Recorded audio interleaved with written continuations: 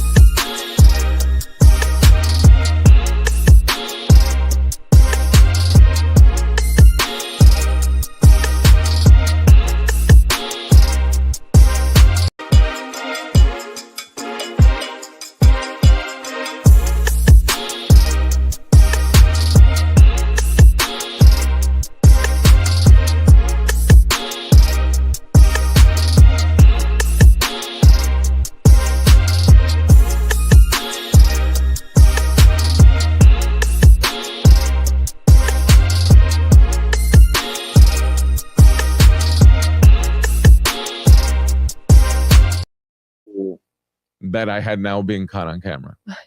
So when Todd said to you, "We've got the shot," what did you? What did you think? Ooh, What did you think? He got the shot. He got the shot. Welcome to the Tampa Bay Breakfast Club. I'm your brother John. And this is Qiana. This program is being brought to you as part of the New Image Project at the Community Development and Training Center, aka See That. See that. And we like to thank y'all for tuning in, helping us to redefine what's cool, because smart is the new gangster. baby. And if you don't know, now you know. know. Now you know. And we also want you to know that the Tampa Bay Breakfast Club is an independently produced program. The views, opinions, and statements expressed by the hosts, guests, callers are their own and do not necessarily reflect the views, positions, or policies of KFST Radio, 99 Jams, its ownership, management, affiliates, or sponsors, or even any partners. Yeah, because sometimes, Yeah, it's partnerships, and they want to make sure that they are clear that what we said ain't what they say. Right. So, like, they don't speak for us. They speaking for themselves. Yeah, because that's the beauty of it, is that like the respect that you have for each other, that you don't have to necessarily agree upon it. That's right. And we don't even have to have the same views to respect people. No. Oh my God. Say that. Let's start there. You don't have to have the same views to respect people. Yeah. Respect is definitely something that, is given and then lost. Yeah. Yeah. So that's what's up. How was your weekend? It was amazing. I had a great weekend. Yeah. So it was an amazing weekend for the city. It was so much going on. Oh my God. I couldn't make it to like half of the stuff that I wanted to make it to. Yes. Yes. So that was the one thing, because I was so tired after the weekend. Okay. That I couldn't I just kind of like crashed. But healing on purpose. Yes. Was on Saturday. Yes. Amazing. I had my wires crossed. I'm gonna be honest. Okay, go ahead. What time is it? Vietnam. I don't know what time it is now. Oh, it's 7:45 over here on the East Coast. Yeah, 7:42. Yeah. So yeah, thank you from Vietnam on YouTube. And so my wires were crossed, and so I went at 10. To where? To Healing on Purpose. Oh no, you know what 10 was the realtors. Yes. What to do with Big Mama's house? Yeah, the Impact Day. But that's what I mean. I had my wires crossed, and so because I was at the African American Health Forum. Okay. Set up over there at the foundation. It was amazing, by the way. Great presentations, lots of connections and resources available for the community. Screenings were being done and all kind of good stuff. So shout out to the organizers of the African American Health Forum. But I was there like most of the day, right? Yeah. And so I was like, okay, I'm gonna just step out, go over here to the thing. And when I went to the thing, it was none was there. then I realized I was like, oh, it's at 1 o'clock. And I'm like, But it was a nice crowd. Yeah. I was a little nervous. Like I was the second. Sister Of Nair course, spoke first. Yeah. And then I came in. And I had a healing board. Okay. And people was able to write what they want to become or coming or I what saw they that. are I saw your live. Are you talking about? Okay. And then I sold my first workbook. Okay. Congratulations. Thank you. Round of Thank applause. you. And thank you for everybody who purchased. Yeah. I started out with a small batch, not a lot. Okay. But like when I left there, people had bought it. They were interested. And Qiana, and this is why I love my baby. Even though there's so many things. She was the first one to purchase my book. That's amazing. Yeah. She came in and she was like, I'm buying it. So she bought it. Miko was there. Okay. And the shout out to my family. Rich Rising was good. Let me tell you. Yeah. Because my family show up and show out. They do. Yeah. You got an amazing support system. And they was there. Yeah. And so it was really, really nice. I got some parasite cleansing. Okay. I'm gonna start today. Okay. For Sister Nair and Brother David. Okay. I got my blood type. Francis, good morning. They were able to tell me my blood type. Okay. I got pricked right there. There was a holistic I don't know my doctor. blood type. So I mean, $25. Okay. It was just and then to tell you all the foods you should eat, not eat. Oh, your exercises, man. like it went in, and then they were doing that for free. No, it was $25. Okay, got you. The doctor that you did did say it, 25. I'm sorry. but the doctor was there. She was also doing parasite testing. Okay. She had a list of stuff that she could have did right there for you and let you know, and then she. You know, and I got her information. Please. Okay, I'll give it to you because this is stuff that we should definitely know. Yeah, because I don't know my blood type. Wow. Good morning. Thank you. Happy to be back. Amina's. Yeah. Oh, yeah. Sister Ernestine. So listen, she did her thing. Yeah. I had for the first time. I saw her setup too. I'm like, okay, I see you. You ready? Yeah. And for the first time, I had the bean pie. You just now having bean pie? No. That my sister. Yeah, and it was good. Yeah. My brother. Yeah. I didn't know they had bean pies too. Yeah, they had some bean pies. I missed out. She bigly, had another a corn muffin, but different. Like the food was amazing. So if you looking, I think she's only open on Sundays now or something like that. Yeah. So, but she's always doing catering though, so you can reach out for some catering. And then I also had one of Sister Naira and Brother David drinks. Okay. Which sea moss drinks. Okay. I had an apple sea moss drink. Okay. Y'all, listen, they doing their thing over there, right? Yes. And then last but not least, I remember she had the gummies too. She had sea moss gummies. Okay, so they didn't have no gummies. I didn't see any gummies. And then I put the patch on for pain. Oh, really? Oh, and I slept amazingly after that. Like I put this on. Okay. So the patches, like it was so much information in the You see my face, right? Yeah, like I'm telling you, this is like such a great day. So so I still have some more workbooks, and the workbook is the Mindset Reset. Okay.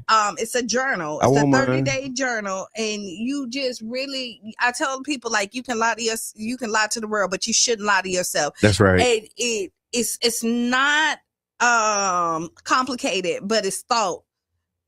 You know, you got to think about it. You really do. Yeah, you got to sit with some of the prompts. You really do. And for 30 days, you're committed to this journaling and trying to see what you want to be. And the good thing about this workbook is that you define what that is. So, like, you can focus on being a better coworker, or a better husband, a better daughter, within a better the 30 wife. days that within the 30 days, whatever okay. you want to work on yourself, you reflect that and take this journey in the 30 days. And once you finish, even though that workbook is done, you can still use that exercise constantly in different aspects of your life. So it's a jump starter. Get you going. Get you focused. More is coming. That's what's up, y'all.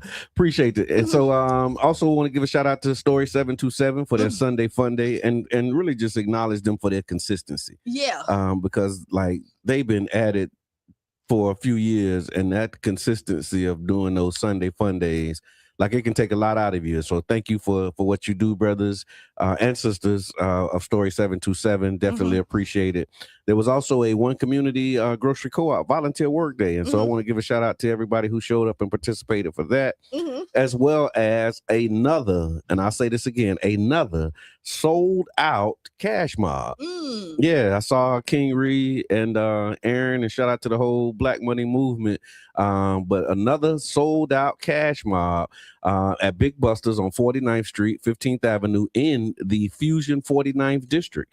And so keeping the momentum going, up next is Forever Wings. That will be this Saturday at 12 p.m. And it's 1440 49th Street, another one in the Fusion 49th District. And quiet as it's kept, Fusion 49th has one of the highest concentration, if not the highest, but one of the highest concentrations of Black businesses in the city. So I'm really happy to see the way that the Black Money movement is showing up and the way that the people are supporting the cash mobs. And so thank you. Thank you, King Reed, and everybody a part of that for your leadership. Definitely appreciate it. And I believe it with all my heart. We are going to make each other rich on purpose. On purpose. Oh, and then we had Speakeasy. Okay. On Saturday night too. Tell and me the about night market. Speakeasy. Yeah. And so you have vendors there. And then you know, the Speakeasy because this is Poetry Month. Yes. All of the poets was amazing there. I didn't get to stay long because by this time it was late. And then congratulations to Dan. Okay. Dan did his soft brand opening for Jackson. Okay, I didn't make it there. He did send me an invite, but I just couldn't make it. I was trying my darndest to get there. Yeah, that's what's up. Congratulations. So like it's big stuff popping. It is. It really is. And then, it really is. The mural went up. Okay, so the mural at the old Catalyst. Yeah. It will forever be the old Catalyst, right? JQ's, right? So what's the feedback? I haven't seen it yet. I saw a picture of it, but I didn't. And the picture that I saw of the mural was they were still painting it. And so I didn't see like shout out to I didn't see the Freeman finished product. Doing it. Okay. You know what? I think it's beautiful. I think it is. It represents St. Pete. When I saw it, you know, they had Winky Wright, they had Rob Wave, they had Angela Bassett, and they were still painting more people. So people from the Burg. That represent that. And so, you know, there's mixed views about it, like anything else. Yeah. And so I always say, two things can be true at the same time, right? And there's things that you can pay attention. You can look at the negativity or the bad things that happen to these people, or you can look at the impact that they had on the community. The art versus the artist kind of thing, right? So like, what's the art and what's the contribution? And then you look at their personal, you know, things that they deal with and struggle with, that most people deal with and struggle with on a regular basis. And not condoning or giving a pass on it. When you're a celebrity, your stuff is posted and people can openly judge you. And when you're in the private sector, you go through this stuff by yourself. And maybe only your friends and family talk about you, but not the whole world.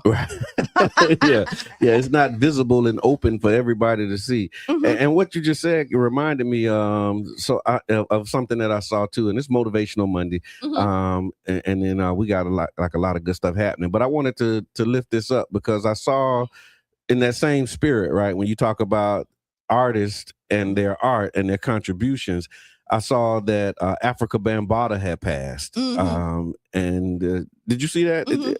So Africa Bambaataa, he is a hip hop pioneer, groundbreaking. If you ever heard Planet Rock, Looking for the Perfect Beat, that's my jam. But like just a really great contributor to the hip hop culture. But then there was like just the same type of deal, like around his passing.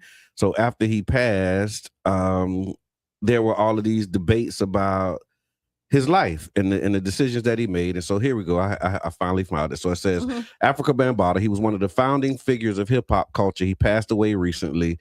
He was known for helping to shape the early sound and structure of hip hop through music, DJing, and organizing cultural movements in the Bronx in the 70s and 80s. He wasn't just an artist. He was a movement builder. He was the founder of the Zulu Nation. He helped define hip hop's core elements, which include DJing, MCing, breakdancing, and graffiti. And he's known, like I said, for the classic record Planet Rock, which helped bring electronic sounds into hip hop. He played a major role in turning hip hop from street culture into a global force. But then it gets complicated. Right. In later years, African Bambaataa faced serious allegations of sexual misconduct involving minors, which he denied. Those allegations created a divide, particularly around his passing, because some, they still wanted to honor and recognize his contributions, while others feel like his legacy is permanently damaged because of these allegations. And so what his passing did was it brought up this question about, like, how do we remember people who've made these major contributions but also faced personal and serious allegations? It was crazy, like, because how do you separate the job from the man? Because I mean, that's what the question is. Funk. That's right. That's right. And so you know what? That's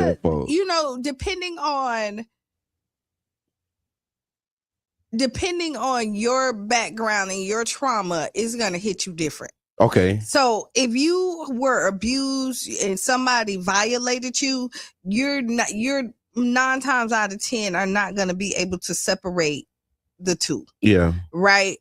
Somebody who is an advocate for what music and people do, they see the beauty in that and still be able to say you were wrong for the other stuff you do. Cause I struggle with that for people who are great and then their personal life is not. Yeah. And that's why you don't put people on pedestals. Okay. Right. People are all human. Everybody don't live up to this hype. And just because you a celebrity or you're doing something don't mean that you're a mentor. Yeah. That doesn't mean that you're a good person or a role model. Or a role model. Like some of them people don't sign up for that. They sign up to do the stuff they love. But if you don't sign up for it and that's what come with it, then what responsibility do you have? You just see. Because I mean, I've seen that side of it too. It's like, okay, you didn't sign up to be a role model, but you are a role model. So do you accept the responsibility that comes with that? Or do you just be like, look, I ain't nobody's role model. Do what, I live my life, whoop-de-doo. Sometimes you got to live your life and whoop-de-doo. Sometimes you got to. You would love for everybody to step up to the plate, but sometimes people are not mentally capable to do that. Yeah. Or they're in a spot where they're selfish and they be like, Dad ain't, like, I ain't your mom and daddy. Yeah, I agree.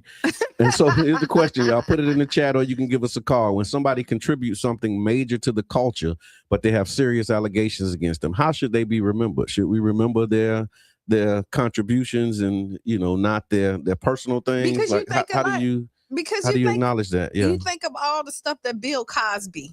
Yeah. His contribution to the culture. And then they canceled the Cosby Show. And I was just watching the Cosby Show, right? I like the Cosby Show. And as I was watching the Cosby Show, so on this episode, they were talking, how was it? Was it Elvin? Mm-hmm. Elvin? Dang, it's been so long. But so it was like Alvin. It was like the guys, right? The husbands. So Cliff, Alvin, and then Denise's husband. Okay, go ahead. So they all talking, and the conversation that they were having was about romance and like who's the most romantic, right? Yeah.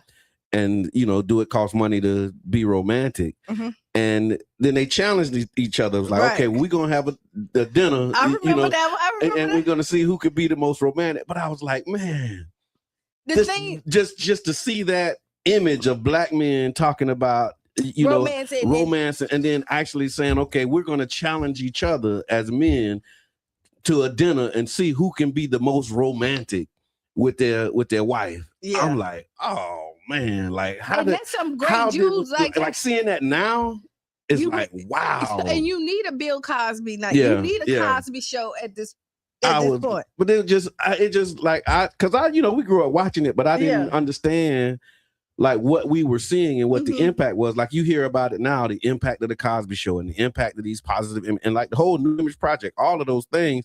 But to be able to sit and watch that episode in this time where I am in my life, you know what I mean? And I'm like, wow. And you just see like black when you had, and even though they're bringing back a different world. Amen. You saw the impact that it had on the community. Like more blacks went to college out the different world. Like they really wanted to explore that. Yeah, So yeah. like you look at all the great stuff that happened. Like I'm not saying don't acknowledge but you can't harp on all the bad and don't acknowledge the good as well. And usually you pick a side and you feel like you have to choose one or other. But we're all, facet people, and so no, that's it. So definitely let's continue to shape the culture. To be alive. What a time to be. That was, I mean, I'm telling you, man, just to see it happening in real time, and to know that you had to get home to see it. Because if you missed it, you missed it. Right, because it wasn't like it wasn't you go stream the whole episode. It ain't you record it or nothing like that. If you missed it, you missed it. So you had to like set an alarm, know that when it was time to go to check it out, you went and you checked it out. And it was something that you could watch with your family. Like you could sit down and everybody in the household can watch the program it was together. Baby. TV time. Do you remember like TV time with your watching TV with your family? Do y'all still do that? Like do people still sit and watch TV with like a family together? Sometimes, because I know I'm basically an empty nester, so and I am too, right? Yeah. But like we're intentional. Like we'll get all pajamas. Me, my mama Cheyenne, we'll get matching pajamas and like binge watch something. Yeah. That's what time it is. All right, and so it's 8:00, so we need to take a break. We got a packed full hour coming in. So y'all get ready. Yeah, it's going to be amazing. So it is Motivational Monday. So I got a few things that I wanted to talk about. We put out a What the People Say, and What the People Say centered around the 2026 message to the black man. And so I was just, sitting reflecting, and I asked the question, what is your 2026 message to the black man? We want to share some of what those responses are. And if you want to chime in, if you want to give us a call and say what your 2026 message to the black man is, give us a call and let us know for this fine Monday, Motivational Monday. Also, I seen that they say Trump tripping. He's making some more threats around what's happening. And I saw a term, too, that we're going to talk about. It was called toxic individualism. Oh, and I want to talk about that, and I want to talk about the Dolphin Man. Okay. And I'm jealous. Okay. All right. Don't know about the Dolphin Man, so I'm looking forward to it. So y'all make sure that y'all stick around. We'll be back in 6 minutes after the hour right here on 99 Jams the Bird.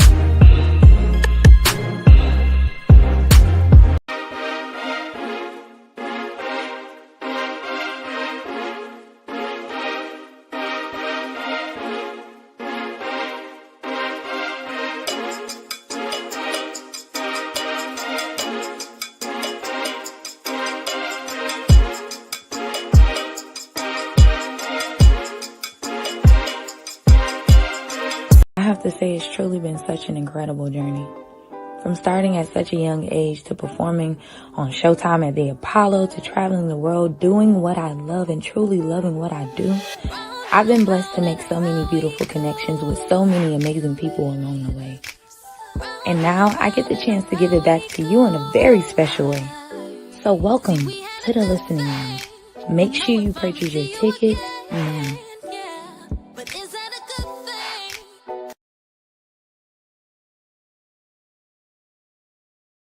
I have to say it's truly been such an incredible journey.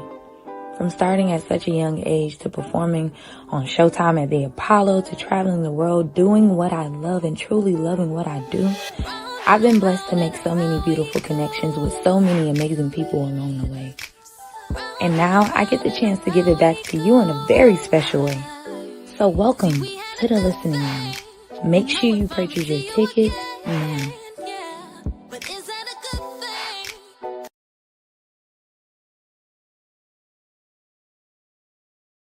Part of the modern hybrid war fought by proxies. Pope Leo has arrived in Angola's northeastern city of Sarumu. Huge crowds lined We the ready. We ready. We ready. We ready with Miss Debbie. Welcome back to the Tampa Bay Breakfast Club. I'm your brother John. And this is Qiana. And this program is being brought to you as part of the New Image Project of the Community Development and Training Center, aka See That. See that. And we like to thank y'all for tuning in, helping us to redefine what's cool, because smart is the new gangsta. baby. And if you don't know, now you know. No. And we do have a family member that's joining us this morning, not a guest at all. Miss Debbie, welcome. Welcome back. Everybody. And let them know. Good day. Yes. Let them know the views expressed. Oh, that's right. We got to tell y'all, by the way, the Tampa Bay Breakfast Club is an independently produced program. So the views, opinions, and statements expressed by hosts, guests, or callers are their own and do not necessarily reflect the views, positions, or policies of Carafesta Radio, 99 Jams, its ownership, management, affiliates, or sponsors. Yeah. Now we good. Now, if we say something that they don't like, they know that it's just us saying it, and it's not a reflection of our guests or the whole station. So yeah. So Miss Debbie, what's good?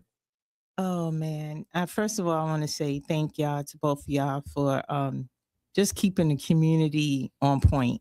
I mean, I don't even understand how you do it. I try to do it. I want to say thank you for this great platform. It inspires me to do the things that I do in the community. Oh, that's amazing. And in addition to that, just like you know, I feel like I need a personal driver to get me around to all these events. Oh, you know? man, Sometimes yes. I'm trying to do 2 or 3 events in one day, and I work on Saturday. Yes, you know? yeah. And if I can't bring my students, I'll be feeling some kind of way. But sometimes I just gotta leave them behind. You know how that goes.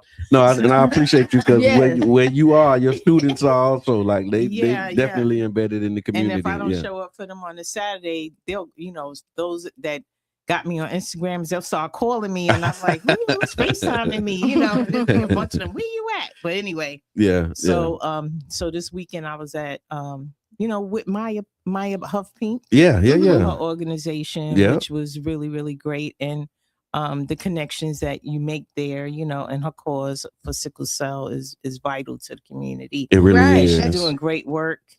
I saw it. Yeah. And the Soul Revival on the Deuces, right? And I saw it on the news actually too, because her father had sickle cell. Her aunt passed from sickle cell, and so that's kind of where like her inspiration. Okay, but most importantly, she is a young person in the community that we can basically count on going forward to do that kind of work. Oh yeah. And that's one of the things that I've been trying to instill in our young people, is that you know, I'm trying to teach you it, so let me see you, you know, create the action. Right. Yeah. You know, the practice refine the theory. Absolutely, because you know we kind of getting up there. But, yeah, you know, so I do. And, you know, understand we gotta that. pass it on. So and she's doing it. So you know, praises to her and her whole organization. That's amazing. Great.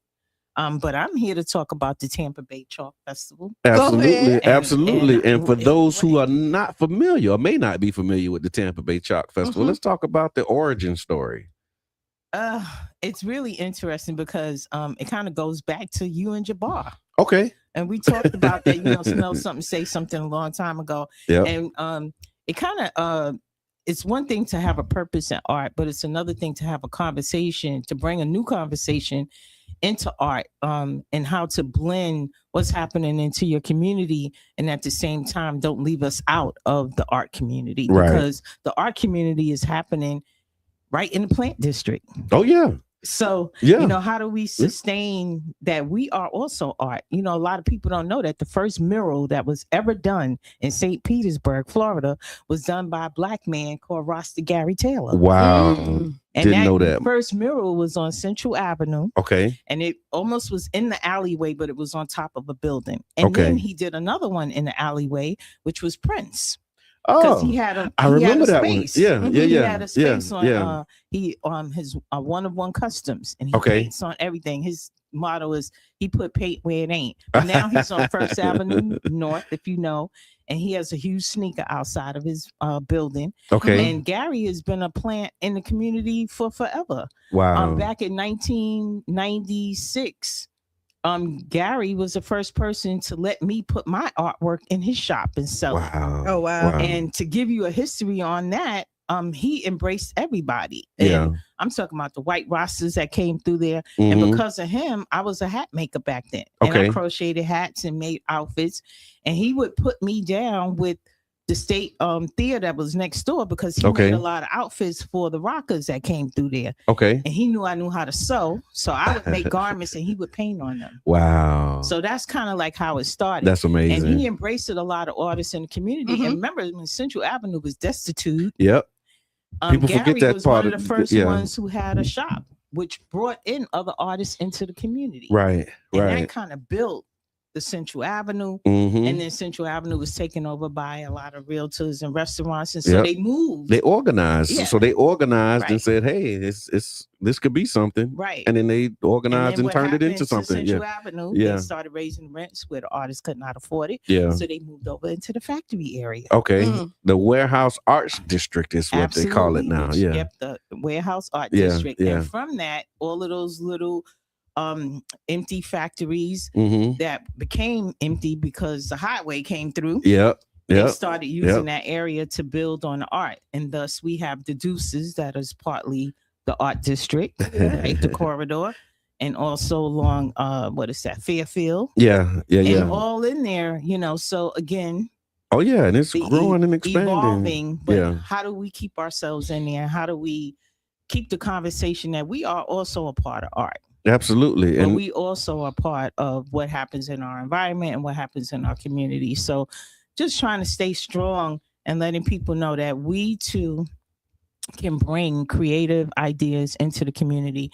And we have a huge number of great artists of color and others, because our community is a little bit different from a lot of communities. So what I wanted to do was bring the art community together in this way, but at the same time talk about what's happening in our environment. No, I love that. And this is the 4th year. And so bringing it back consistently and growing. What has that been like? Just, year 4, after year 1, right? So you got year 1, it's like, okay, this was great. Year 2, okay, this was good. This was year 4. How you feeling? First thing I want to say is that I have a great team. God bless them all. I have a team that's kind of like out of this world. Sometimes they can't show up for me, but when they do show up, they show up and they show out. And so that's so important. I do not do this by myself at all. Also, I want to say, thank you to the grace of God. Grace always rules and wins first. And so, that along with all of the artists that I met along the way, my students, those that I mentor, those that I encourage, it's been like almost close to 32 years in the community as an art teacher or art enthusiast or art community advocate, and so it's amazing where it has taken me. But at the same time, it's not all about me. It's about the artist. One of the things I said years ago, back in 2000, early 2000s, I put out there that I just wanted to be able to pay artists. Yeah. And I have had that opportunity to pay artists. So that's one of the most important things. Okay. Yeah. I've sat on panels, I've been to colleges and so forth.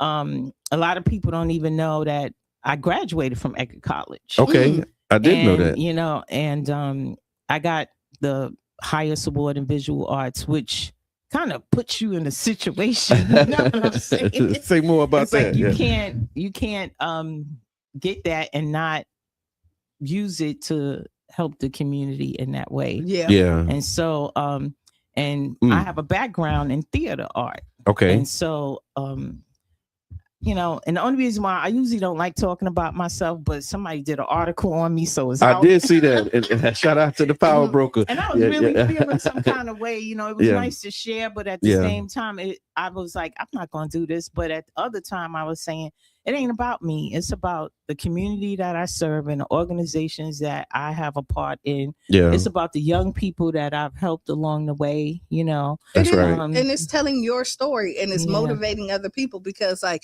there's somebody that's looking and want to take this path and you're showing them that it's possible. Absolutely. Right. Absolutely. Like with Cheyenne, I met Cheyenne through ACT. And you know, Art Conservatory for Teens with Alex Harris. And Alex Harris, I volunteered, you know, because I wanted to do something with the students. So a lot of people don't know that I am a stagehand union worker. Oh, wow. And I've been for years. I came out of New York and came here.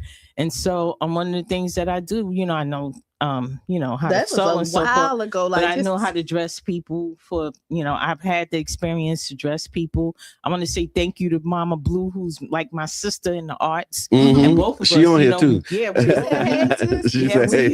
both, you know, union workers. And so we have a responsibility to take our art and use it in that way, you know. And so the question was, how has it been? Well, that's how it has been. I love that. It's been like taking me in every different direction. You know, it's taking me in film. It's taking me to style and do fashion. It's just, it's amazing. Yeah, it's amazing. And most importantly, to mentor and to be an instructor and, you know, just trying to bring it forward and trying to keep us valid and have us have validity in the community as artists, because we do everything. Right. We do now everything. What can the people expect on May 2nd? So on May 2nd is the 4th annual Chalk Art Festival. Is going to happen along the Deuces Corridor. It's a family free fun day. Okay. All the F's. Family free and fun. Yeah, that does sound good together. And so we're excited about having a children's art corner. Okay. So if a child want to come out and do a grid of art, they can do chalk too. We have they have fabulous brothers and sisters. The last time they came, I think they was like 8 and 9, and they did one of the most great art pieces. Oh, wow. Because we inspired them. This year is about our watery future. Yeah. So we inspire people to create around our watery future. And that brings me to say that the Tampa Bay Water is one of our larger sponsors. Okay. And so we were giving out information regarding our waterway, what's happening in our viaducts and so forth. However, at the same time, our artists did a workshop along with them already online. This just happened like a week ago. Okay. And they got to speak to specialists from Tampa Bay Water. So what we expect on that street is some organizations that can help you understand what's happening on our waterways, because I know we got a serious problem right now. Yeah. Yeah. Oh yeah. No, I've been seeing it. I mean, and you know, maybe not the exact context, but I've been seeing like conversations about this drought, conversations about, you know, water shortages, these conversations around data centers and the impact that they have on our water. And so just really understanding like the water that we have, we kind of take it for granted, it seems. Right. So our platform for the Tampa Bay Chalk Festival is not just art, even though that is a vital part of it, but to see these professional artists that are going to come out and they are going to actually create pieces around that conversation. So that's really important. Another thing that we don't know, and I'm not an expert in water, however, I always try to make sure that I'm doing something that can bring something back into the community. Absolutely. And so with the Tampa Bay Water Tampa Bay water, a lot of things, and this is for people who don't know. We can conserve money and get paid, conserve water and get paid for doing it. Okay, yeah, I need that link. So yes, if you go to Tampa Bay Water and you go to business and building rebates. Okay. Also multifamily rebates and residential rebates. We calling on you if you can put that in the chat for us. So yeah, if you go to the Tampa Bay Water website, okay, and look for residential rebate. So there's what they call high efficiency rebates for people who have toilets and you want to replace your toilet. You can get a rebate for $200. So you know a toilet is going to cost you about $190. So you're going to get that money back if you spend it, right? Okay. Also, if you do smart irrigation, and a lot of people are trying to put in wells, you get a rebate for trying to put in a well up to $1,000, and a well can cost you about $1,500. So also, that sounded real attractive. Now I'm thinking, we might need to dig up some well. And really, if you dig up a well versus the water that's we can help the situation. And then also smart irrigation. They'll give out a ticket if you not irrigating properly. Yeah, so I've seen that. You need to look into those type of things. So utilize the website. I mean, we have the resources is out there, and a lot of times the community don't know how they can help.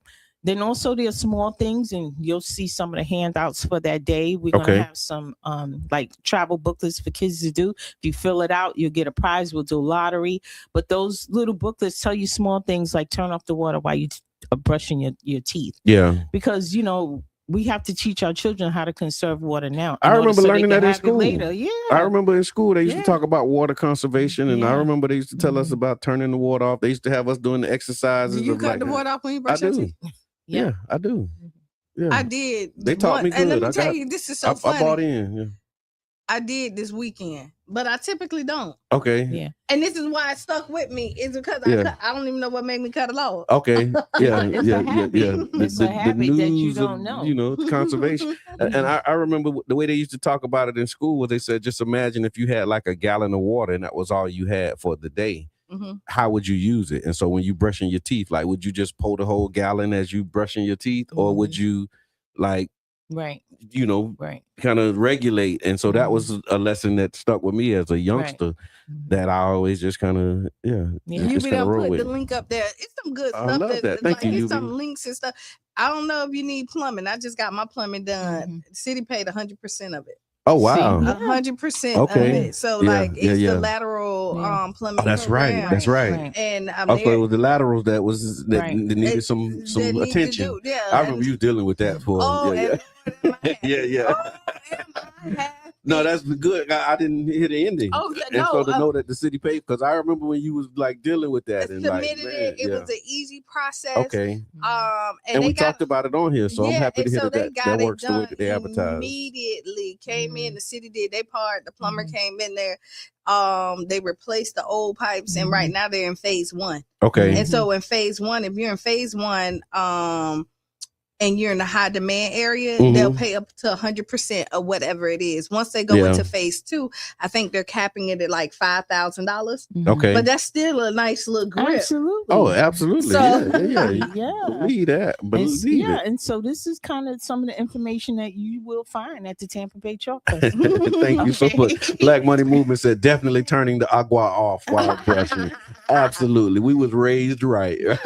And so with the hosting it, of course, on the Deuces. Can you talk about maybe some of the significance of the location and why on the Deuces, and how that happens? Well, I do have to say this, and it goes back to the art district. Okay. Yeah. So it goes back to saying that we are here. Okay. You know what I'm saying? Yes. Okay, so we are part of this. One of the things that I know exactly what you're saying. It's one thing to be included, and it's a whole nother thing to be excluded. Yeah. And so, like I said, we have some really great artists.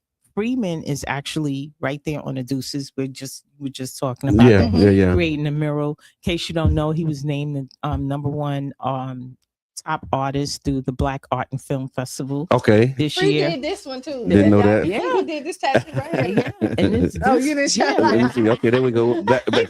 Yeah. Yeah. Right there.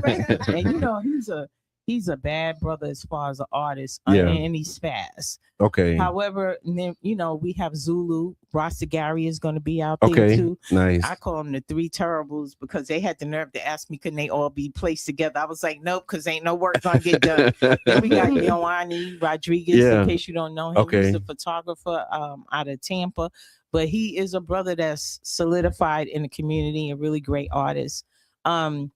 So it's important that we bring forward these young brothers, these brothers that are doing the work and who've been in the community. But it's important that we let the art community know that we as a people can also create something great. No, our community. I heard it when you said it. Like I mean, it was implied, but you just made it explicit, and I think that's important, right? Because when you have a whole district that's growing up around the arts, and then you have a city that's championing itself as a city of the arts, right? And you start to wonder, well, where am I in this picture? Literally, right? And that was a part of what the advocacy around Child's Park, how we got the Dream Big, Be Big, Dream Big mural, was because we started seeing like all of this art pop up, and we say, okay, we see these murals, and we having conversations about it, but we don't see anything like that on the west side, southwest side, right?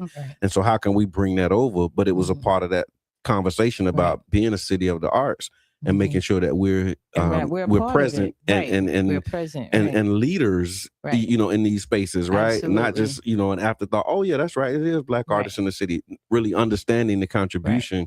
Like you said, you know, knowing that the first mural was painted by a Black man in the city. A lot of people don't know that. As you celebrate, you know, the Shine Mural Festival and you know, all of these things, like understanding our contributions to it. So and thank you for that. We painted over it. It was like I don't know, it was like a goblin, but it was really interesting. Just to say that he's been around Rasta Gary Taylor, and he also he's a chalk artist for the Tampa Bay Buccaneers. So every time you go to the game and you see artwork out there, this brother's doing the work. Wow. And I mean, I'm talking about big pieces, you know, that kind and that's of what's coming to the Deuces? Yeah, he's gonna be actually doing a piece. He's been with us from year one, from day one. Wow. So he's like my brother in the community, the community of art. Sure. And so, and it's not just him. I mean, we have people coming from all ethnicities that are bringing forth the conversation about conservation, what's happening in our environment. It's our watery futures.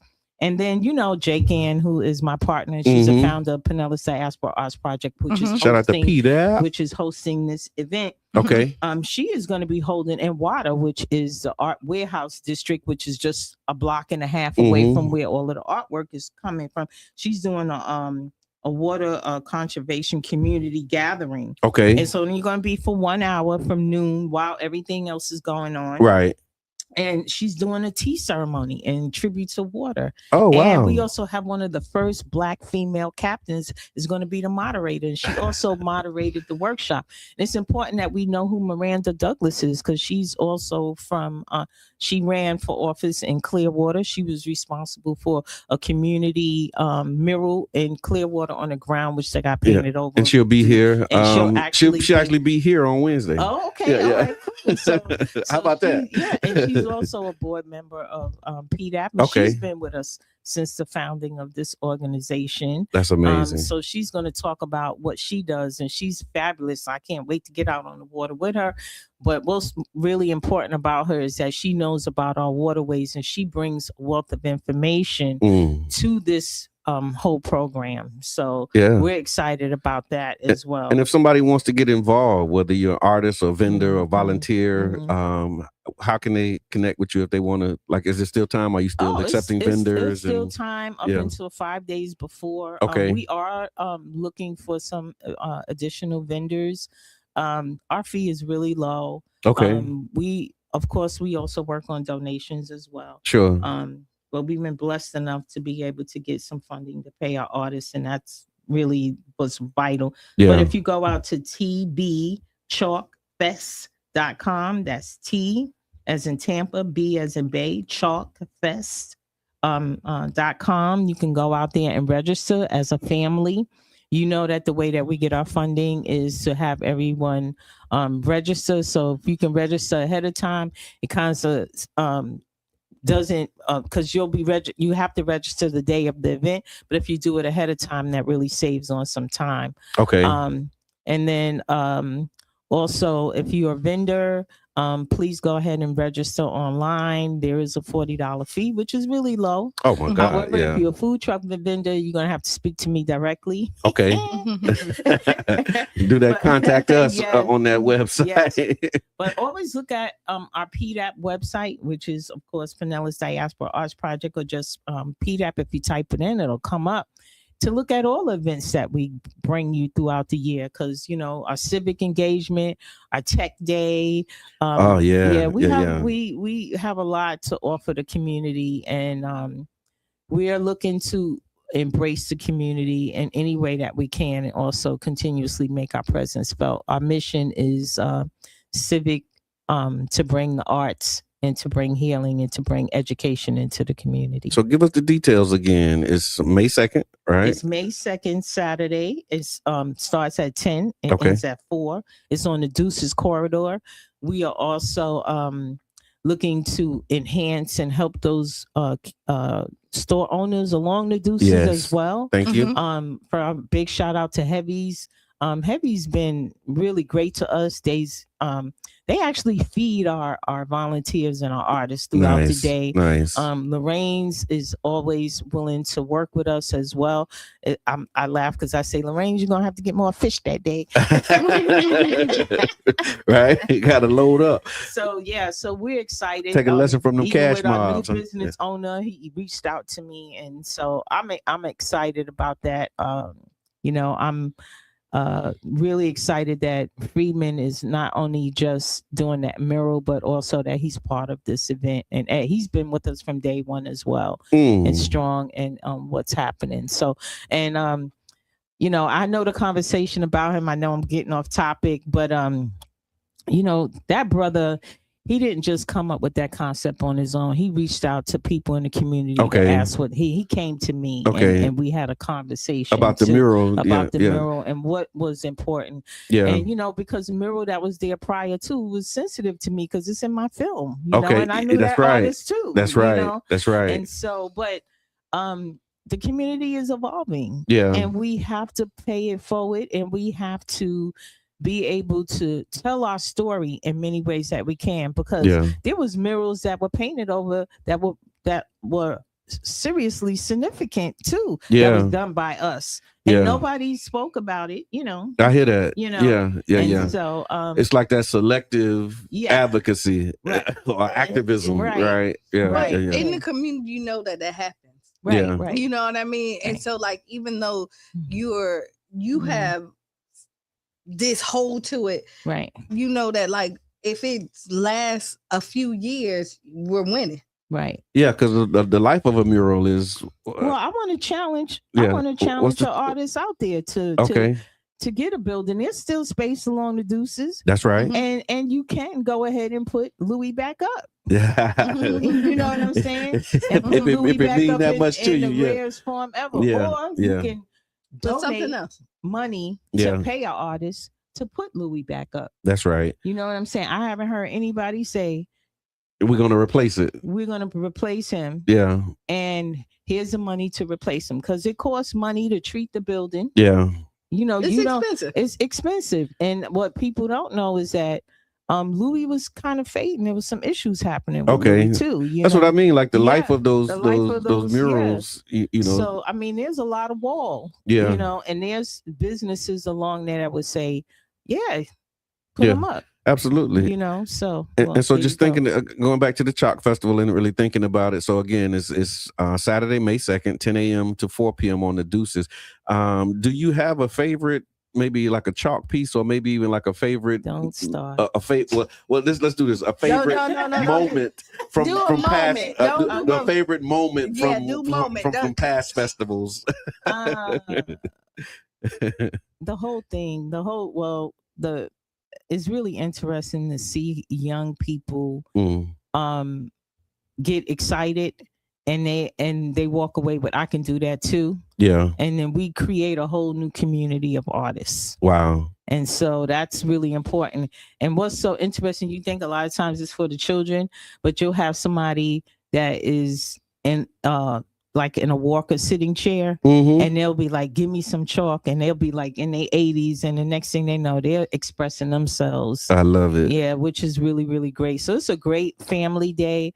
It's what's really nice too, like Rasta Gary, he'll be like, I need some helpers, and he'll get some kids to help color in a grid. So to me, that's like community working together. Right. One of the other things that is kind of interesting to me is like a lot of times you be feeling like, okay, should I do this another year? And people will contact you and say, are you doing this another year? Well, oh wow, there's a grant right here. I think you can get this. That's important. So when you think there's no money and there's no hope and it's not going to happen, then all of a sudden you start getting phone calls. Oh, you know, this grant, I think you could get this grant. You know? Or like Celeste Davis, who's the Commissioner of Tourism and Arts, Visual Arts, and she'll call, oh, you know, maybe the city can give you some dollars. You know? So that's like, when you don't even want to work that hard, people come to you and say, because they see that you're doing something that's vital. They see that you're doing something that's helping the community. And they see that it goes way beyond that, because you'll have like vendors that are coming out who, like the League of Women's Voter, who are nonpartisan, but just want to help people register to vote. Right. You'll have Eckerd College come out there, Remora program, which is about plastic sustainability and what's going into our system. And then you'll have other radio stations call you up and say, you know, we want to give you an in-kind gift. Yeah. We're gonna do like a week of broadcasting for you, and you're like, wow, you know, It's really nice. So for this event, like you're getting more than just drawing on the concrete, because you like the chalk festival, right? So more than just playing, you're definitely you're getting something of substance, and you can take from it. And like for instance, NAMI, MAMI, which is wellness and behavioral health program.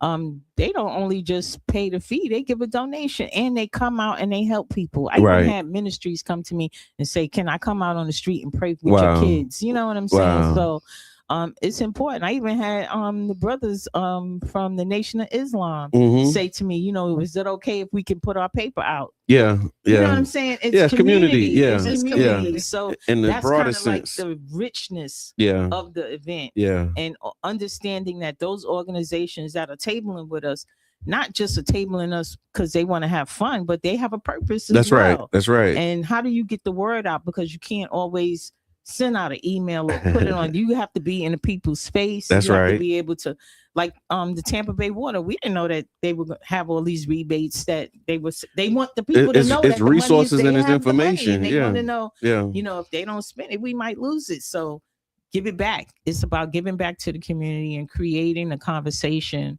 around what your community can do for you, especially when you think there's no help out there. Amen to that. And so if there's a final message or like like why we should be there and why people should show up for the Tampa Bay Chalk Festival, what would your I would say like part of our mission, which is education in the community, civic engagement, and creating art. At least those three things from the mission. The other thing is people like you. You know what I'm saying? That get the word out, who can't be everywhere, but you got this platform. Sure. You know, so that's, to me, that's like the gut of what we all do. You know, that's right. Now, I can't be everywhere, but if I had a radio station, I can send people. I can send people. You know what I'm saying? And if I can get 3, 4, 5, 10 people to go, then mission accomplished. Making sure that that's and true. And then like for my alma mater, I just want to say, if Eckerd College is listening, you guys need to come out, because what happened for me was I was a person who came here to go to college and came back, you know. Yes. And so this is how you help your community that you got your degree in. You know what I'm saying? You came You're here part of this community. like, hey, wait, Like, I like it here. Yeah, you like it here. You swim out there in the water, but now let me tell you what's happening with that water. Yes. And you know, if you want to keep your college right, or you want to keep your community right, because it's your community too, you got to give back. You got to contribute. Absolutely. There you go. So, ladies and gentlemen, you heard it here first. Maybe not first, but you heard it here live today. Today, May 2nd is at 10 a.m. From 10 a.m. to 4 p.m. is the Tampa Bay Chalk Festival. You can go get more information at tbchalkfest.com to register, or if you'd like to become a vendor, you can do that as well. You gonna stick around for us? You gonna hang out with us a little bit? Nothing like an Ask Qiana. Okay, yeah, and we do have an Ask Qiana, and it's Motivational Monday. So before we get into the Ask Qiana, I want to talk about since you're talking about water, we're gonna talk about pouring from cups. Okay. Right, but not the actual water, but the segue. The segue. So we're gonna talk about pouring from an empty cup versus living in your own cup. Mm-hmm. Right. And so this morning I want to talk about these two groups of people, and you might be one of them. The one who gives everything to everybody else and then forget about themselves. And then you also have the ones who are so focused on themselves that they're disconnected from everybody else. So the question is, where's the balance between taking care of you and showing up for us? It's boundaries.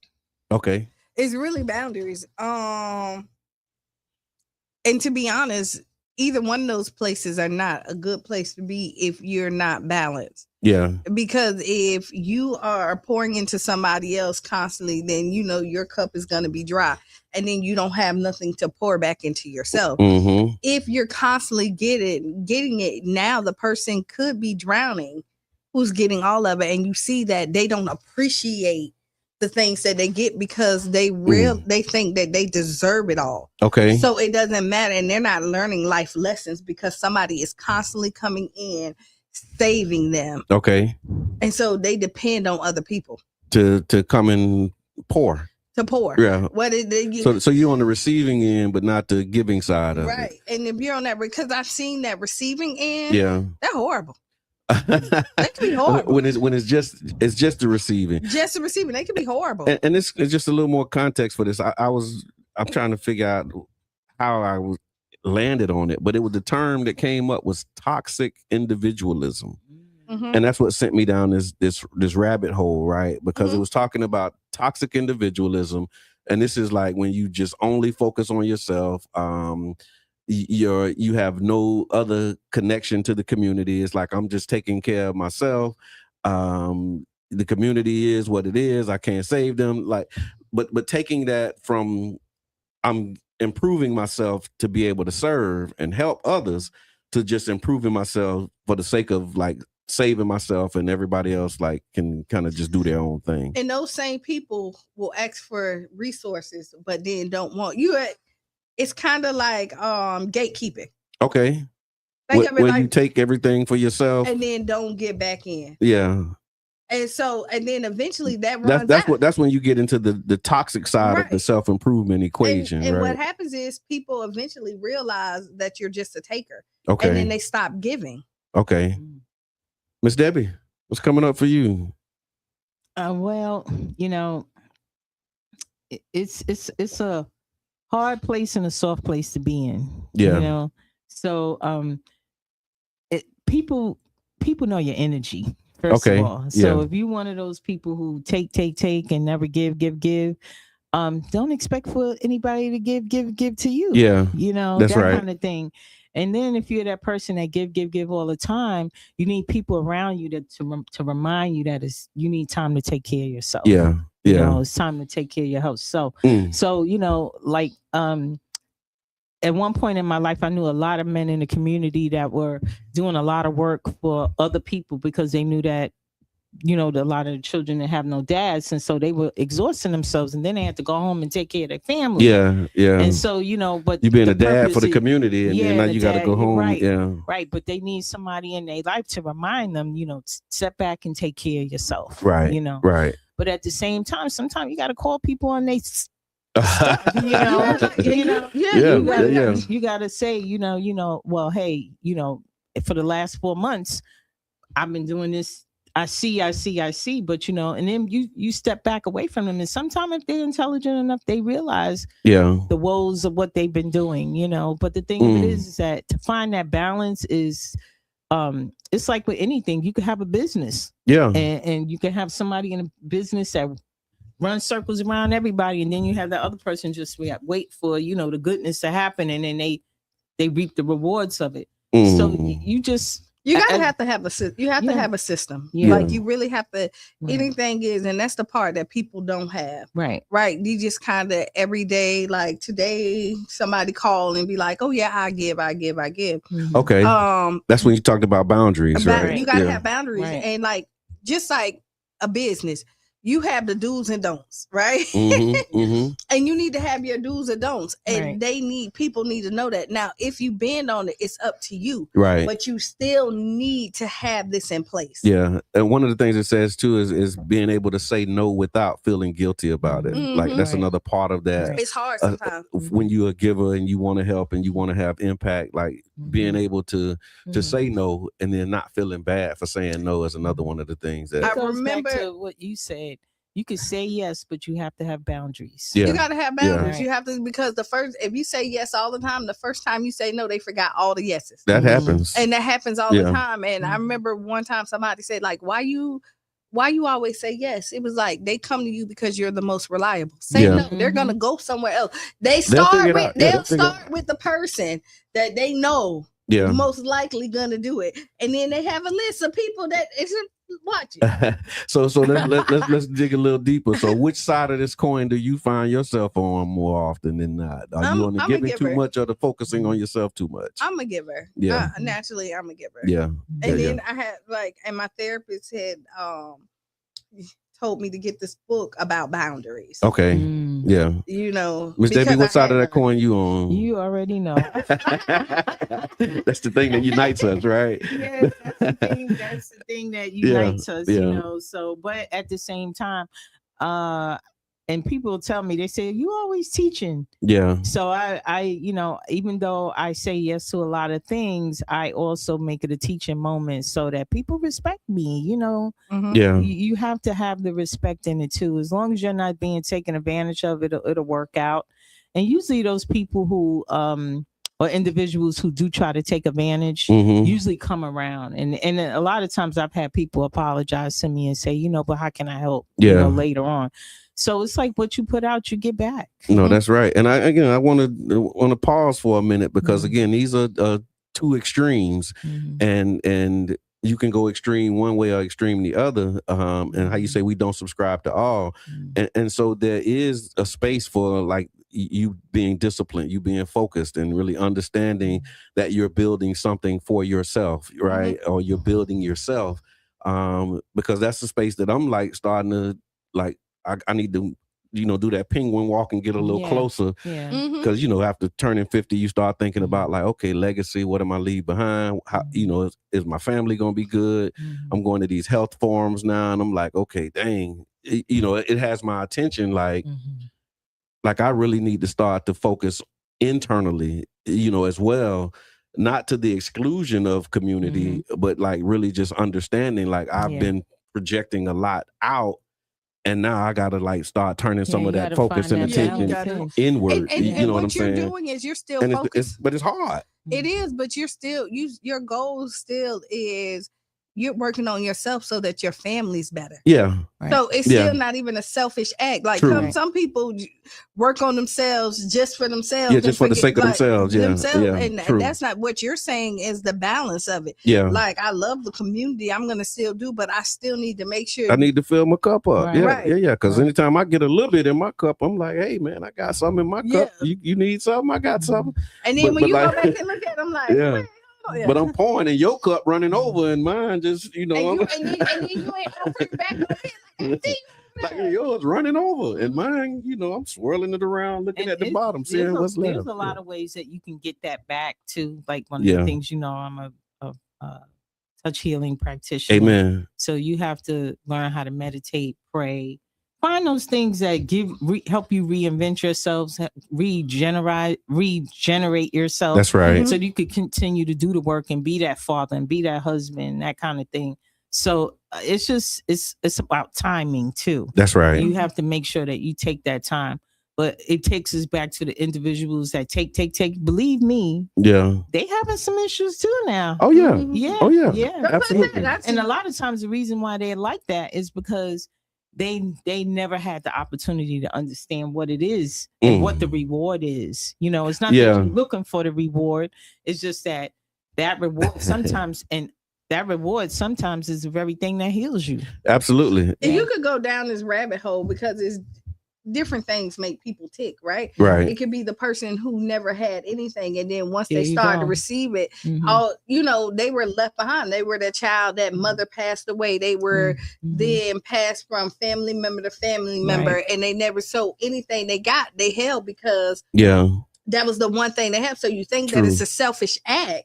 Right, but they're trying to. They're saying like, I'm taking everything I can because everybody always took from me. Yeah, and so I got to hold on to everything, and I'm gonna get it. So that's a different aspect of it because it's a lot of. That's what I mean. It's like it's just those extremes, and so I appreciate you saying that. Really understanding the balance between the two, and it's like being able to be all right with just taking time that you need, but you're refueling. Because you preparing for this next leg, right? Not just like, okay, I'm finna just get full and fat and there's many levels that we're gonna go through anyway through life. And like you said, sometimes when you get a certain age, you start to realize that, okay, I need to check myself. I do. Or I wreck myself. Yeah, it's like, wait a minute, hold on. And then just starting to see the sacrifices, having these conversations and understanding like, wow, like I put a lot out. And so now it's just like reorienting and kind of, when you go get your eyes checked, right? Like you start reading things, it's like, okay, wow. Yeah. I didn't realize that. I need to focus a little bit more. It's like it was so funny because when y'all were doing an event at Child's Park and I saw you blowing the leaves, and I took a picture and I'm like, this man blowing leaves, and then he on the radio, and then he going leave and I saw myself in that, and I was like, something as simple as blowing, and you was all over that place. I mean, it needed to be done. Something as simple as that, and I was saying to it made me think, and I was like, wow, how much do we do? Yeah, true. We do a lot. How much do we do? Wow, and that was I didn't even think about that. Like I'm like, hey y'all, we need to clean up out here. Y'all got a blower? And they was like, yeah, it's one over there. I'm like, okay, I'll just do it. Cause I see where this is going, right? Nobody called. Yeah, it's like, okay. And at that same time, I was like, well, man, I need to stay here for at least 2 hours. Then I'm gonna go to work for 2 hours. Then I'm gonna go to this other And I was sitting there looking at you, and in my mind, I was contemplating everything that I had to do for that day. And I'm like, if this man can stand here and blow leaves, I could get this done. I'm much older than you, And so, but then at the same time, I said, you know what? I can't do it all. Yeah, that's true. You know what I'm saying? That's true. So I'm gonna sit here for 15 minutes. Yeah, the time that you have. Just for 15 minutes, you just think about it. Yeah. And then I just went to work. Yeah, and that's right, though. Because I felt like the need was to help the students was greater than me appearing someplace. So that speaks to another thing. We talk about priorities, right? But when you realize that you can't do all the things, being able to make sure that you do the number one thing, and being able to choose, and how you choose the number one thing. And that's how you find satisfaction in self. Absolutely. All right, we do have an Ask Qiana. Thank you for engaging in that. This is Motivational Monday with the Tampa Bay Breakfast Club, and we appreciate y'all. And we had a great conversation earlier that you want to go back and revisit around the Tampa Bay Chalk Festival and all of the things that are happening. Let's do this Ask Qiana really quickly. And Ask Qiana is brought to you by One Community Grocery Co-op, OCGC.coop. This is a trip. You ready? I guess, especially since you laughed. Oh, my God. So, dear Qiana, my guy is way too laid back. Like, no, it says my guy is way too laid back. Like, too laid back. I'm not proud of it. But sometimes I'll do little things on purpose just to get a reaction out of him and nothing. No pushback, no attitude, no hold up now, just unbothered. At first, I thought it was maturity, but now it's starting to feel like he doesn't care enough to stand up for himself or for us. So my question is he just emotionally secure, or is he just a pushover? And be real, is it wrong for me to want a man who will check me sometime? or am I creating problems where there aren't any? Well, so first, you didn't really give me so right after this, you really didn't give me too much to like. You didn't like you can't really work with yet. You didn't give me no examples of what's too laid back is. Okay. Now I will tell you this is that healthy relationships seem boring. Okay. Kinda. It's when you want healthy relationships seem boring. Okay. It can be because you feel like you're not going up this roller coaster, right? You're not getting this blown out argument and all this other stuff. I'm so appreciative of like not having that. Right. But people want that. And I think, but in your relationship, you do want somebody who's engaged. And it sounds like he's not engaged into the relationship, because if you're looking for his opinion and you know you're doing something off the wall, and he'll be like, well, go do you. It does, you know, unbothered you, man. Yeah, I don't think that I would. I don't think that type of relationship will work for me. Okay. Even if I don't want you hyped, but I do want you to be engaged. Okay. You know what I mean? Because you could be so laid back and you just let them go ahead. Yeah. Because see, like my laid back is I don't tell you what to do. I'm just telling you what I'm not putting up with my life. Okay. Like make your own life decisions. Go do what you want to do because you grown. Yeah. But if you're a part of my life, this is what I'm looking. And then I think that's a kind of laid back kind of, and I just kind of keep it moving. So like I'm not gonna argue with you. What do you think about this part? It says I'm not proud of it, but sometimes I'll do little things on purpose just to get a reaction out of him. And that's games. And nothing. But see, Miss Debbie, that you reacted to that. Tell me what that was. I want to hear that reaction. All right, so it's kind of funny, her role in it all is kind of funny, but I'm just gonna say this, talking from an old girl. Okay. So men want peace of mind. Women want men to show up for them. Okay. Does this man show up for you? Is he paying the bills? Is he responsible? Do you know where he's at? You know what I'm saying? Okay. That kind of thing. Okay. Girl, calm down. Okay. All right. Because you can have a dude that is out there doing some crazy stuff. You know what I'm saying? Yeah. So, and if he just want to sit around the house and just be cool, and leave him in his peace. Okay. Go do you, Yeah. Sister Blue, man, let me tell you, she been married for a long time, but she be showing up. That's Fashion right. shows and that's all. right. What do you want to do for yourself to keep you, do you engaged and excited and right. yeah. But when you want your partner to come out, but he might not be that type of dude. But if that's something that you want, like, do you like it's the compromise? What's important? Because like you want somebody to. So again, some people is okay with that. But like if you're out there you're out there doing plays. Like let's take Mama Blue. You out there, she's okay with her husband not coming. Somebody else may want that support, and that may be a big thing for them. But the thing of it is like, so what's your compromise? You know what I'm saying? What's your compromise? Do you tell your man, I don't want you because you ain't loud and you ain't coming up? Yeah, and you're not showing up for me. The thing of it is, maybe his support is being that man at home. I don't know. She didn't give us a lot. She didn't give us a lot. Right. But he might be a homebound dude, and he's cool with the fact that opposites attract. Yeah. He might be cool with that. And then here's another thing that just came up for me in the 2 minutes that we have. Like, I don't know what the age range is on this one, true. But there's a time, like I'm at that space now where you get to a spot in your life where you just don't want no smoke. You want peace of mind. That's it. Like I ain't trying to like argue. I ain't trying to like debate.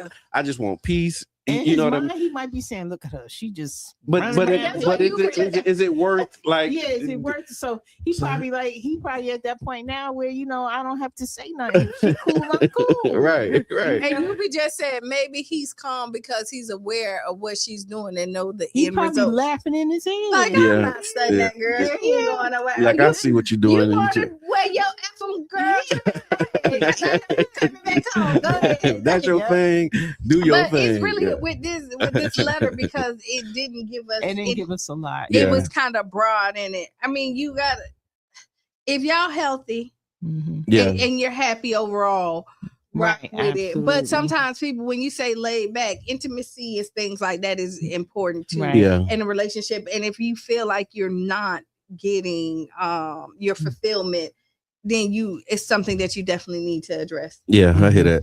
All right. Well, that was Ask Sounds Qiana funny. again. Ask Qiana is brought to you by OCGC.coop. It's a lot happening, y'all. So again, y'all go back. We talked about it earlier. Also want to let you know or remind you that the Childs Park Neighborhood Association meeting is tomorrow night at 6:30. So y'all pull up on us. There's a lot of good stuff that's happening. And final thought, Q. Be the change you want to be and see. Write down those 5 things because it makes you feel good, giggle. Make you appreciate life. And y'all know who up next. Sister Hughes. Make you lose your shoes and shout all around the house. This has been the Tampa Bay Breakfast Club. I'm your brother John. And this is Qiana. And Miss Debbie. in the place to be. And we out, y'all. Bing, bing.